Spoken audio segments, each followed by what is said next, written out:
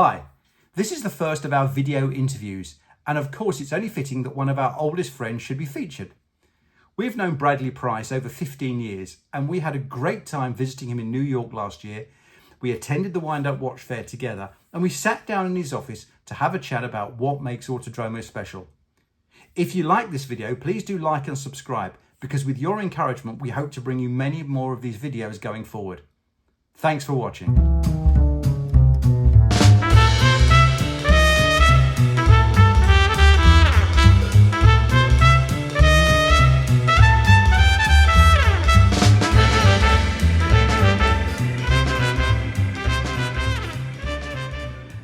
Hi Bradley. Hi. How are you? Good to see you. Good to see you here at Autodromo HQ in New York. In New York. New You York. are in New York. I am in New York at last, at long last. Yeah.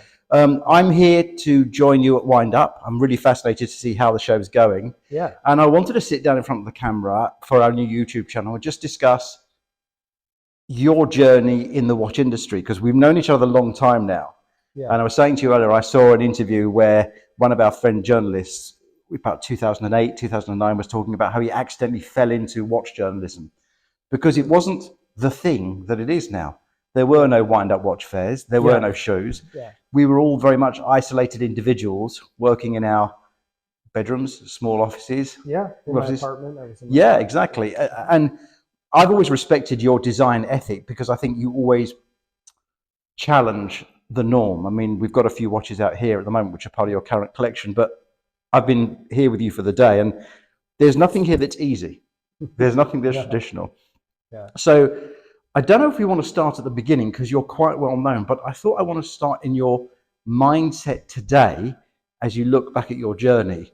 So what do you think are the three most important things that you've experienced? I'm not going to say learned because I'm going to say experienced as Autodromo has grown.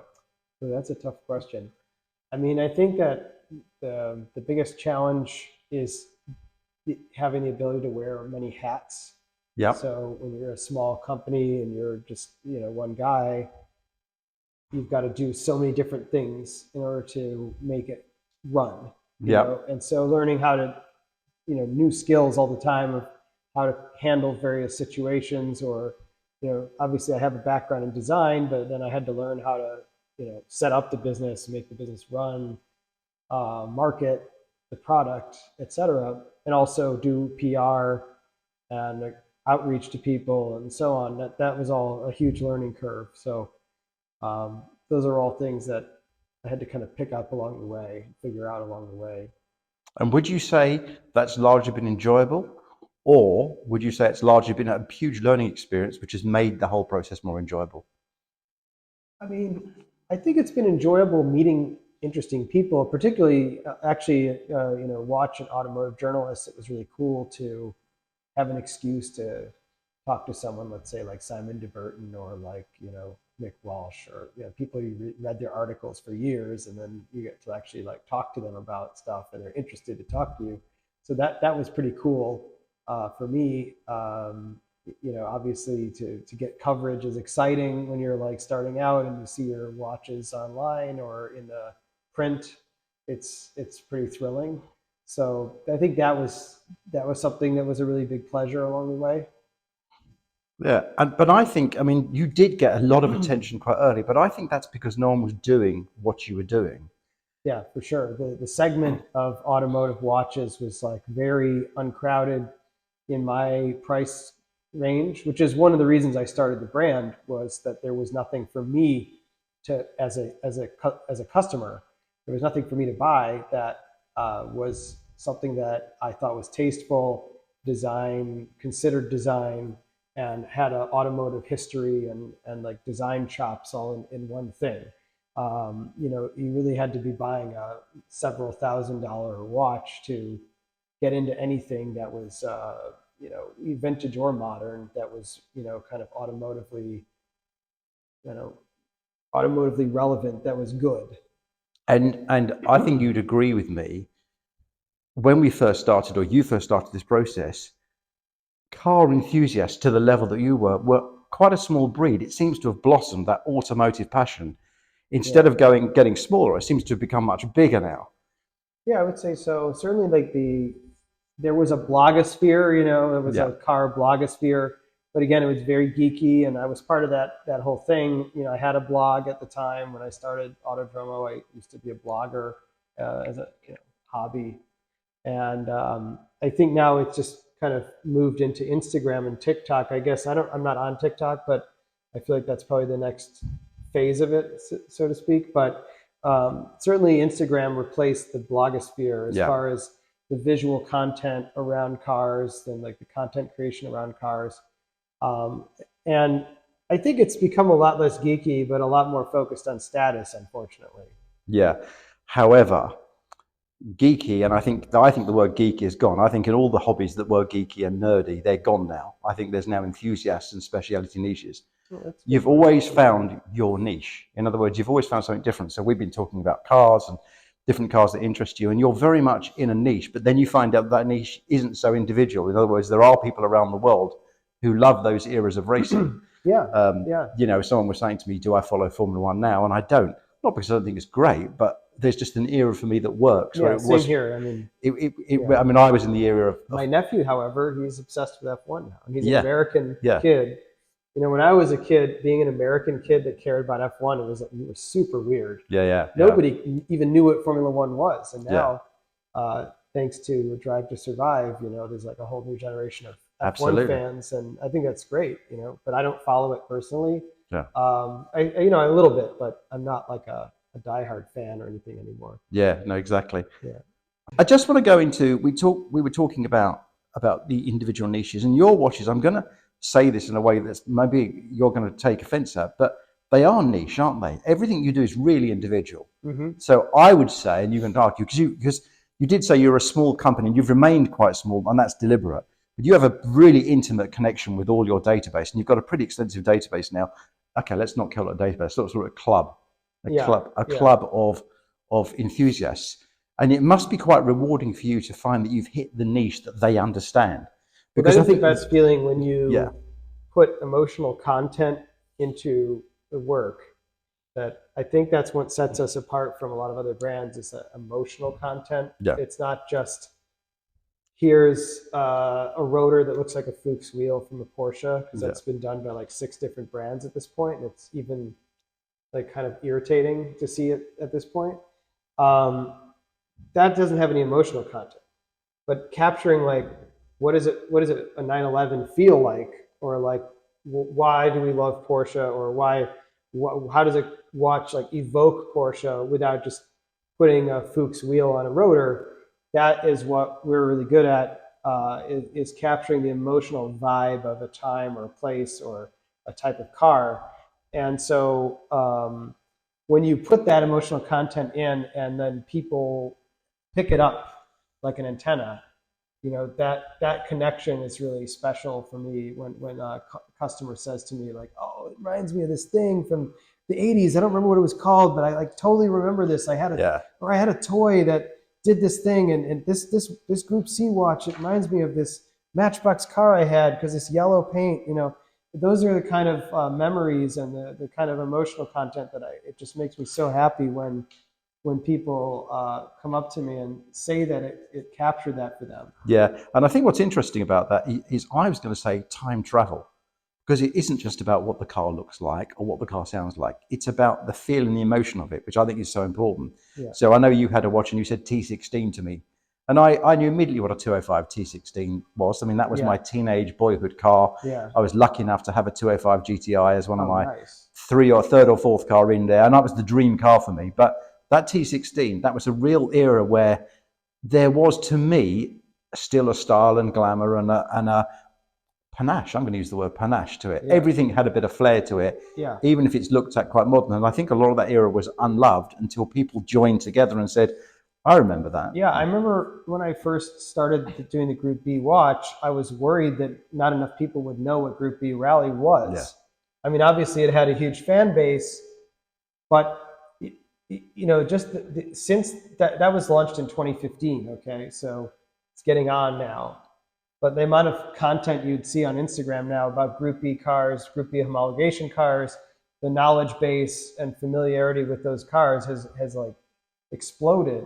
in the last 7 years.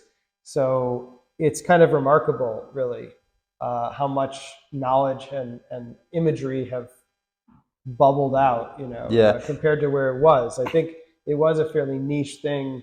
I remember people were starting to buy these cars. They were not actually very valuable at the time. I mean, relatively speaking, and they were just like odd.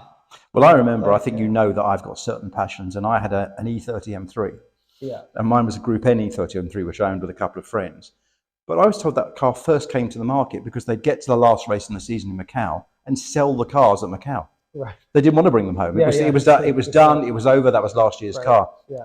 So I think they weren't disposable, but everyone was looking for the next thing, the next racing Yeah, car, sure. the next design. Yeah. And I think now with everything going on, I think we look at those eras as timeless, as something very classic.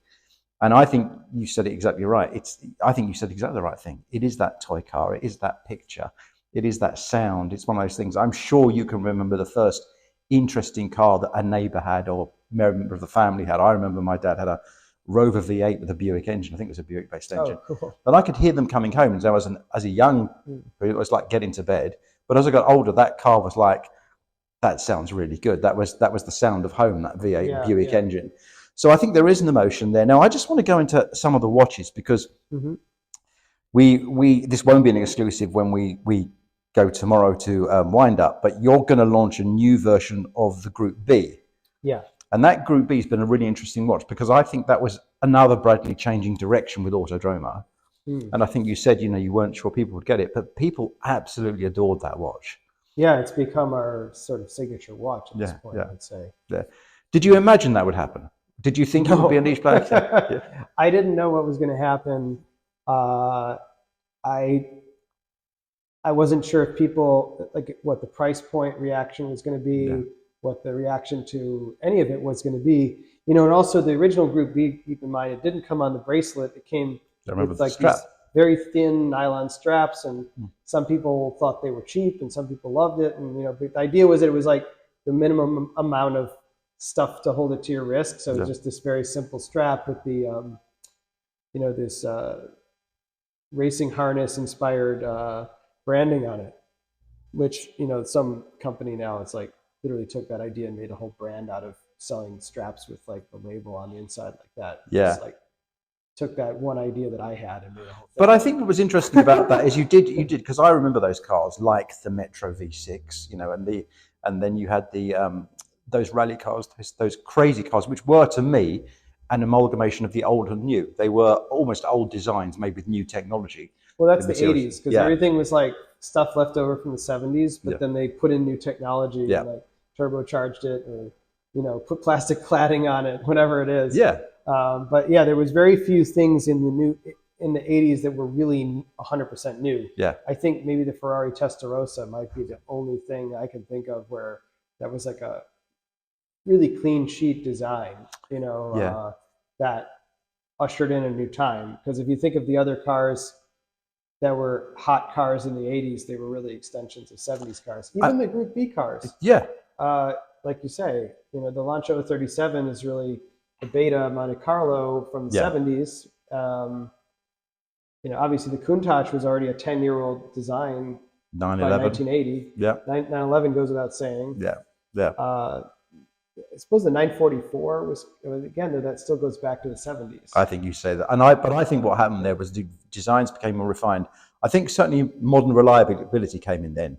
Even with German manufacturers and Japanese manufacturers, there was a level of reliability that we came to expect in the 80s that wasn't there in the 70s. Yeah. And I think Bosch fuel injection. Well, I was going to say to you because I remember I had an Alpina, a really early Alpina when they were worth no money, Yeah. and that had mechanical fuel injection there, and we had to get Yeah. one guy to set it Yeah, up. So fuel injection was complex, and then it became something that we had in the normal car. I mean, the eye on the end of a badge added a huge amount of value. I mean, that was the thing. Yeah. And then after the eye became the 16 valve. Yes. These things had been used before, but we had everyday reliability. Mm-hmm. But I think just going back to your watches, I think the Group B for me, and we've actually taken one apart, haven't we? I mean, I just think the engineering of it.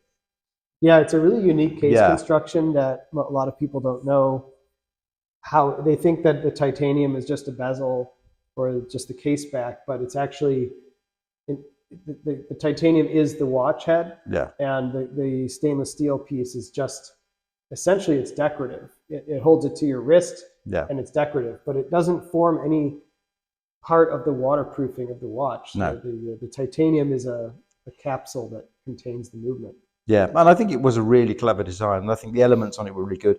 And I was at a red bar in Cambridge the other week, and there was a guy who was very proudly wearing his Group B, and he said, Oh, "I yeah. finally got one," and I sent the picture to you. Oh yeah. And I think that's a really interesting thing. I think when people can get your idea from thousands of miles away, that's really important. Yeah.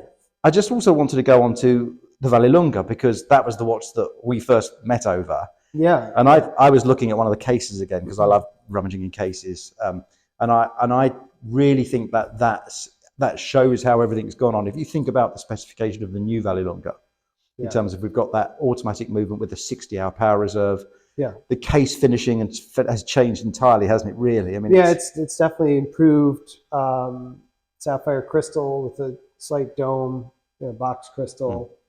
The dial printing is like on another level from the original because the original was just a simple matte dial with painted indexes, but now this is a high polished sort of lacquered dial, which has a lot of depth. It's very black. Yeah. I love that depth of blackness that this dial has, and then the color is all the more vivid against it. And then the strap is, one of our. So in essence, that's not Series 2 or Series 3. That's your resto mod. And so you might not like me using that term, but do you know what I mean? You've reinterpreted the whole design. I like to say it's like the director's cut because it's like okay. You go back to this film you made years ago that you're like, oh, we didn't have the budget to do that, but now you could like fix it with CGI. Yeah. But it's like it's kind of going back and all the things that I've learned that I wish I had done a little differently on the original watch. It's like kind of incorporates this. It's slightly smaller too.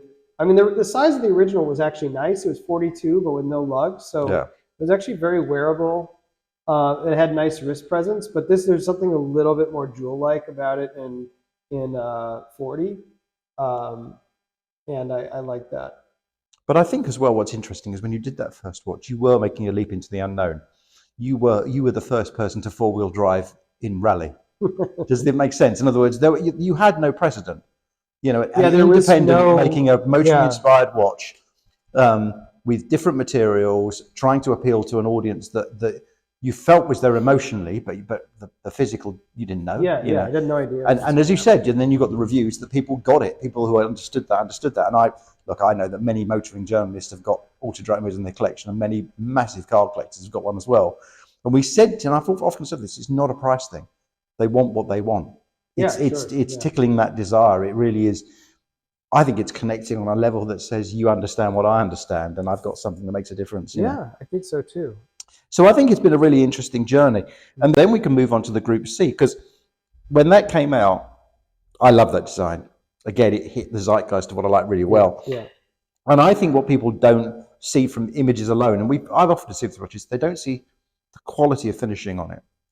Yeah, especially this case back. I mean, this edge here is all vertical brushed along the edge, and there's just such a quality to the finishing. What I wanted to do something that at first glance it does look like a cheap Casio watch. That was intentional. I wanted that instantaneous, oh, I know what that is. But then when you look at it closer, you're like, wait a minute, but that's not what I thought it was. And well, there's all these little cool details, and feel how heavy this is, and this is sapphire crystal, this isn't plastic, and just like it's very hard to get that online, so some people just saw it and they instantly were like angry that it was $475, but they didn't really understand the idea behind it. And I don't begrudge those people necessarily, because except that they didn't bother to really read about it, maybe, but when you understand the idea behind it and the kind of idea of taking something iconic that has a low status and making a premium version of it that's to another level, it's similar to like making Lanvin sneakers or something that, they just look like a normal white sneaker, but then they're made of like really nice calf leather, and they're But beautifully don't you think crafted, and there's a car? that's why they're like $800, and they're not, you know. But don't you think there's a car analogy there? Isn't that the 205 GTI made into the T16, the Metro made into the? No, So because I think there's an element of irony with this. This is not just like, oh, we made it like better and like it's more accurate. It's not like about performance. It is a fashion thing.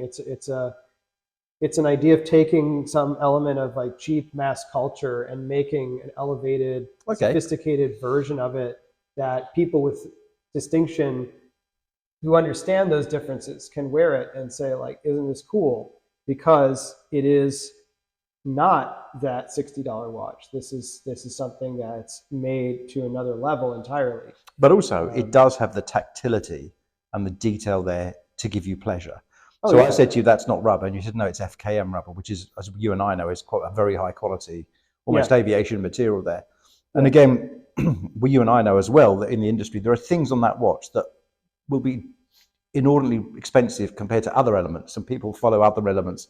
You said, the crystal is finished in Switzerland. Yeah, yeah. All of that's done, and you said how many prototypes you went through to get the quality. That was 2 years of Yeah, trial and error to get the crystal printing right. And yeah, I kept rejecting them over and over until we got them right. And getting the colors right on the pushers to have these vibrant colors, that took a bit of time to get the saturated colors to really come across the way that they were supposed to. Also, like the Cerakote, the factory QC rejected this cases multiple times. We had to respray the cases, like strip and respray them, because there was, we were trying to hit a certain standard, and you can't have like flecks of hair or like dust. but again, you were so doing something everything, new. yeah. They weren't used to doing this in terms of this digital No, watch built to a. obviously there have been other watches with Cerakote. It's not like I invented that, but it's certainly not a common thing. It's Yeah, not that often that people make watches with Cerakote. It happens occasionally, but it isn't. Yeah, it requires an extra bit of work for the factory to like get it right. but you've got relationships with the same people you've had since you began, haven't you? Yeah, yeah, and actually one of the reasons they keep me around, they told me, because a lot of their clients are like big Swiss brands actually. Um, is because I challenge them to do things that they don't know how to do. Yeah, And yeah. they have new competencies because I'm pushing them to make something like a plastic pusher or a sapphire crystal with like printing on the back that has to be fluorescent, like, But also as well, you people may not realize how much you're doing in-house. In other words, how much you're designing and sending the drawings off in CAD and 3D printing here and things like that. So yeah, you always said to me, I remember you said to me this some years ago, I can be really accurate with my concepts in yeah, terms of what. because sketching is a nebulous Hmm. thing. You can make something that's a cool sketch, but to make it actually manufacturable, something that actually looks good in person, it's wearable, you have to really control the process and actually, make prototypes and so on. Hmm. Hmm. Yeah. Yeah, I just think it's a really interesting process, and I'm pleased that every time you bring something out, it makes you think again in terms of a time and a place, and then what you're putting on your wrist. And I think it's also that an Autodromo watch says more about you than like a really expensive watch, in Well, terms yeah, of I it's mean, a considered choice. 100%. I mean, most of our customers, not most, but we have many, many customers that have whole collections of high-end watches. And Hmm. the biggest compliment I get is when someone's like, I have this Patek and I bought it last year, and I haven't even taken it out since I got the watch, and I've been wearing your watch every day, and I Hmm. just wanted to tell you that. And that's like such a nice note to receive from somebody. And at the end of the day, it isn't about status. It isn't about money. It's about, like you say, it's about your personality, conveying your interest in cars, conveying your taste as far as design. That's what our customers have in common across a wide range of income level. Is Yeah, that, I don't know, worldview, I guess you could say. yeah, yeah, Yeah. and a deep knowledge and appreciation of I'm going to say the finer things, but things that matter to them, things that have an emotive. Yeah, the special things. Yeah, yeah, Special things. yeah, I would call our watches, they're special, because it isn't for everybody. it's not necessarily a status symbol, and but it's something that's made with care, something that's got a lot of thought put into it. And so our customers tend to be people who appreciate that kind of thing.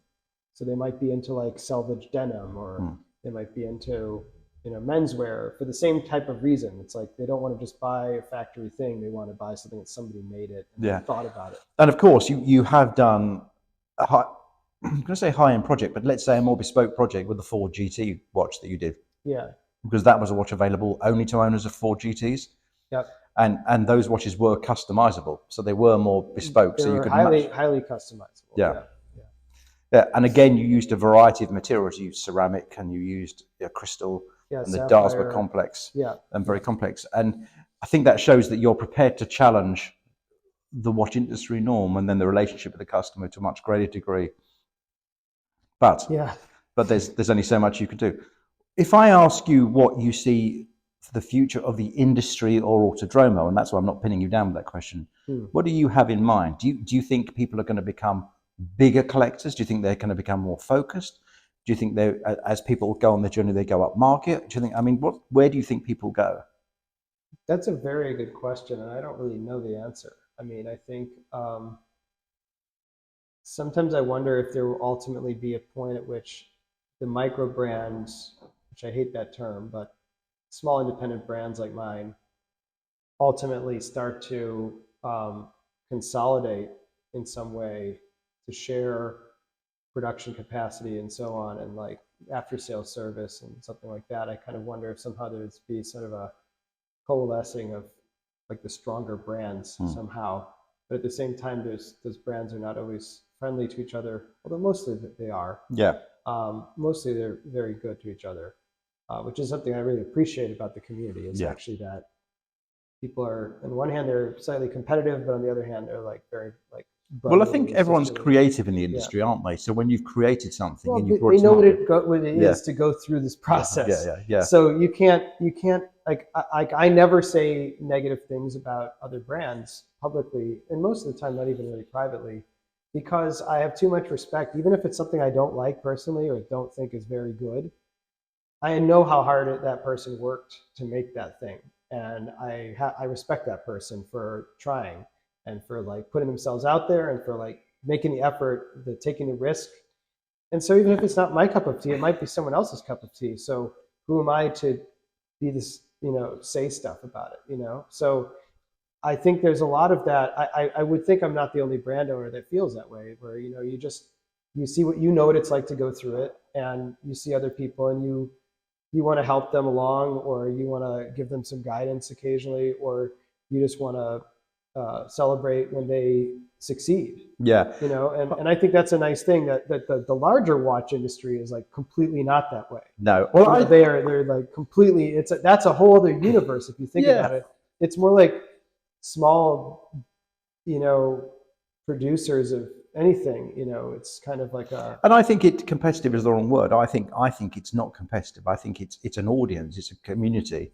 And therefore, in communities, there are different conversations going on there. And I think on the whole, most people get on really well. They're interested, but of course, when they've taken that project to brilliant fruition, it's a semi-painful process to bring it to market, to reveal your effort. And again, you've got to remember that we talked about the big brands, and I personally think there is a void growing between the big brands. And I agree with you. I don't like micro brands. I like boutique brands. I think the thing is that big brands are now looking at the micro brands because they realize that the small brands have something going on, and they have a vitality that is totally missing from the larger industry.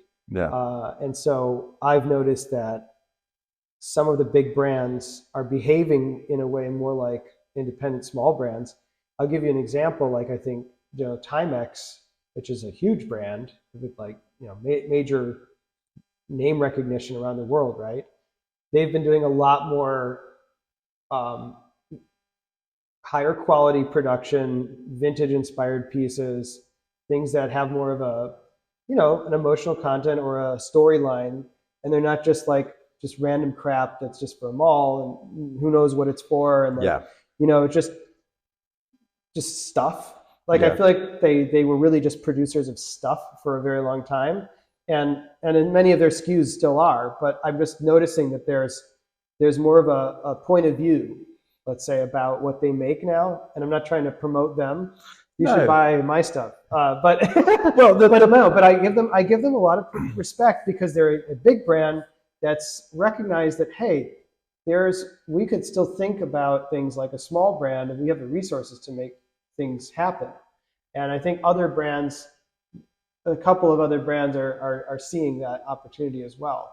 And so suddenly you have I'll give another shout out, like you suddenly see a brand like Breitling, which I think was a pretty tragically misrun for a long time, is suddenly starting to make much more interesting watches now, and making stuff that has more personality, and they're not just relying only on the Navitimer to like. But maybe that's because the consumer, and I hate that word, but let's say the enthusiast is much more discerning now. In other words, they're better informed, better educated. There's a bigger choice for them, and I think therefore that we all have to compete a lot harder. But I think there's one thing that I'm going to say in your favor. I mean, when people buy a watch from you, they are literally buying it from you. Yeah. So every customer matters. I mean, we've been here, we've had orders come in, you pack the orders up. I mean, and I think that's an amazing thing. And I think people buy from people. I think there's an element of there where, yes, you've bought a watch and design it. And I also think you'd find it very hard to get your designs and the variety of them through a corporate structure. Oh, there's no way. They would say, well, we don't do that. Well, this is not the way we do it. And then you don't have to go to the investors. Because, of course, the other thing that people forget is that most small brands are self-financed.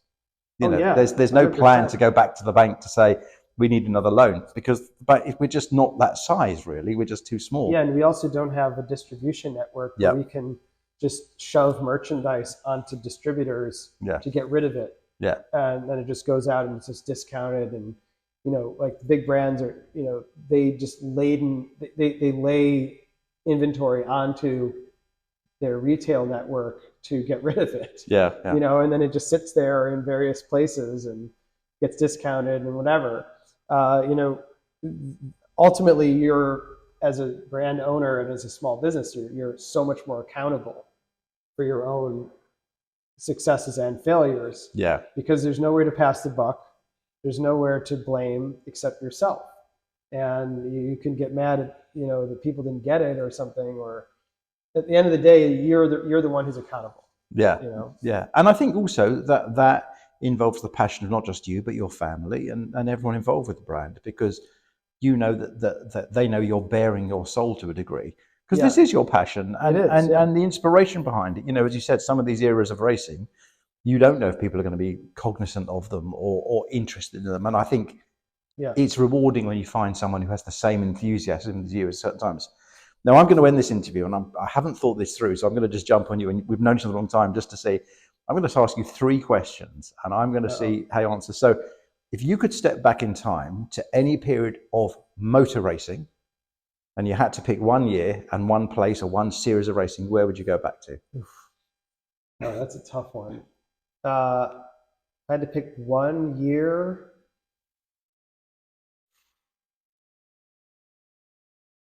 That's so tough. I want to say probably the late 50s. Right. I think it would be really cool to see, Sterling Moss racing when he was really in his prime, and Fangio, which, I think seeing these kind of epic races that these guys were doing back then would have been pretty exciting. To go to the Targa Florio in the 50s, which was really like, Sicily was really like another world back then. It was like back in time. I think that's the Targa Florio for me is one of those romantic kind of racing events that would ever happen, because I love the contrast of this agrarian, impoverished place, but so full of passion for racing and for cars. And they had so much passion for the drivers as well. And they truly loved having this spectacle that was like the highlight of the year for many people. And it's still talked about today. It reverberates through like people today. Now that's interesting, because to be able to see that actually in real life at the time would have been pretty cool. And that's interesting, because that's going to bring me on to my second question for you, which is, you talked about Targa Florio. And I think if you went back to that time and you saw those cars on that circuit as close as you could be, which would never be allowed now, I think it would be mind-blowing. I think that wouldn't be too much of an exaggeration. I mean, you'd be kind of blown away because, again, no safety standards. No. a car like a Porsche 908. Now, obviously, that's later in the 50s, but in the late 60s, these cars got so fast, and the idea that Vic Alford is driving a 908 through the streets of Cerda, Sicily, and it's just the street is much narrower than this room that we're in. Yeah. Think about how wide a modern racetrack is. Yeah. Think about going 140 miles an hour through like a local Well, the road. other thing, I mean, it's just madness. The only thing it for must me- have been so exciting. The only thing for me that I've seen is like the Isle of Man TT. That's the only thing that I think The remains. only thing left today is that. Yeah. The only thing in the world. Yeah. And I think there's also and I do want to go, although I'm not like a huge motorcycle Yeah. guy, but I think that as far as time travel, Yeah. other than the Goodwood Revival, which is amazing, Yeah. but you're obviously aware that it's a mirage, right? But Yeah. the Isle of Man is a true test of metal. Yeah. That it harkens back to the way racing was, and it was truly risking your life. It was truly on real public roads and truly dangerous. That is an amazing thing that it still exists. So just on a final note, have you been to that? I haven't been to that, but I've got friends who've gone to that, and I always watch it with some terror. I've got It's terrifying. I've got a book called Beautiful Danger. I used to ride motorcycles, and the pictures in that of the Dunlop family are just phenomenal. You cannot get your mind around not just the danger of it, but how exact they were. Of course, those people weren't. Their job wasn't generally professional riders. They had another business. That wasn't the job they did. They were mechanics or agricultural machinery. Yeah. But I just want to finish up because we've just seen the last few Vic Elford prototipos.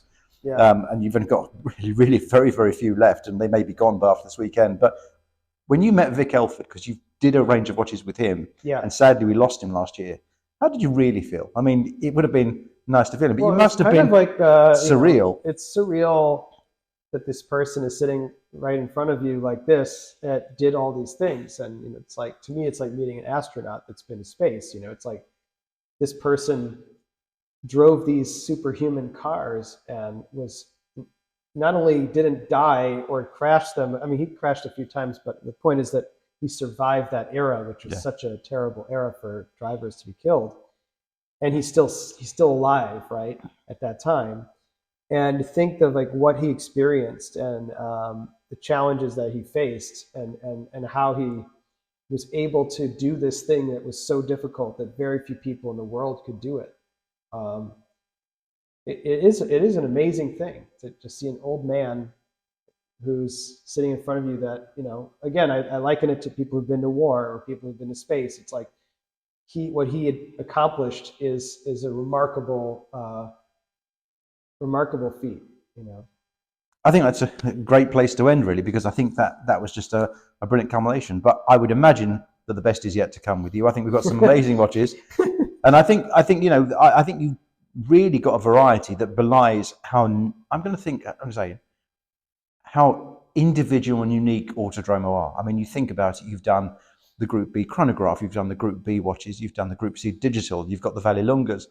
Yeah, and then we also have all the sort of 50s style gauge watches like the Stradale, the Intereuropa. So I think it's really exciting where we got to. So thank you very much for this interview. I'm really looking forward to wind up tomorrow, first wind up. And I think it'll be great to meet some of those Autodromo fans that you've garnered. That'll be great. There's going to be a lot of regulars that come every year, and it's always cool. And of course, you've known them for many years, and I think that's the beauty of Autodromo. You have a passion for racing, which you can now share, and they share with you. Yeah, for sure. Great. Thanks a lot, Bradley. My pleasure.